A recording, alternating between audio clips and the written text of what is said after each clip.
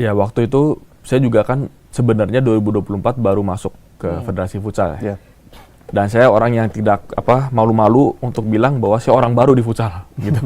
Saya bukan orang futsal, saya bukan orang olahraga, tapi kebetulan saya dipercaya teman-teman, dipercaya oleh senior-senior mengurus organisasi ini.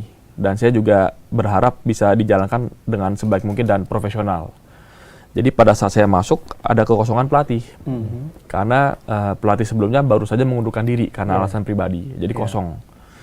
Dan waktu itu kita hanya punya 3 bulan menuju Piala AFF. Jadi menurut saya situasinya sejujurnya sangat kritis.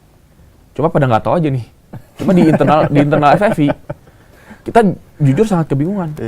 Ini gimana Piala AFF udah mau datang berikutnya, ini event. Itu Marco Sorato ya? Yang sebelumnya, iya. Kenapa dia mundur, Mas? Ada urusan keluarga ya, urusan pribadi sih, pertimbangan yang ya kita juga hormati gitu. Jadi di tengah kekosongan itu, waktu semakin tipis, kita harus segera mengambil keputusan. Dan waktu itu juga saya jujur aja baru masuk juga di federasi dan dihadapkan dengan situasi seperti itu. Saya sempat ngobrol sama beberapa orang, beberapa yang selama ini terlibat di futsal, termasuk dari klub-klub. Ya saya waktu itu sempat roadshow bahkan ke satu-satu owner klub minta masukan soal futsal, soal memperbaiki federasi. Nah, khususnya untuk pelatih, bahkan kita kepikiran dan kita lakukan bikin FGD. 2 kali FGD. Dan di FGD itu kita memang coba cari mantan tim kepelatihan timnas, mantan atlet timnas, dan juga pemain-pemain yang masih sering dipanggil di timnas. Ada, saya lupa orangnya berapa, kalau nggak salah ada 10, pokoknya 2 kali FGD. Dan dari 2 kali FGD itu dengan waktu yang terbatas ya, tentu kalau waktu lebih lama mungkin kita punya agent atau apa cari gitu kan, tapi dengan waktu yang sangat terbatas kita harus putuskan.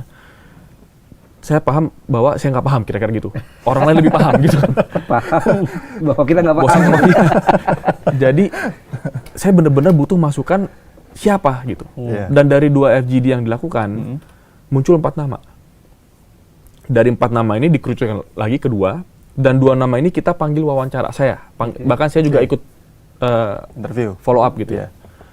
Dan pada saat 2 nama ini muncul, ya saya mungkin buka aja sekarang nggak apa-apa. Justru coach Hector bukan pilihan pertama. Oke. Satu lagi saya Mas. Ya kita nggak perlu sebut. Ini menarik ini. Menarik, itu bikin penasaran tuh. Iya. Justru coach Hector bukan pilihan pertama pada saat udah di shortlist 2 itu. Iya. Tapi ada beberapa hal yang memang waktu saya dengar langsung dari coach Hector saya impress. Yang pertama adalah waktu paparan dari coach Hector, dia udah bikin paparan lengkap. Saya lupa mungkin 30 slide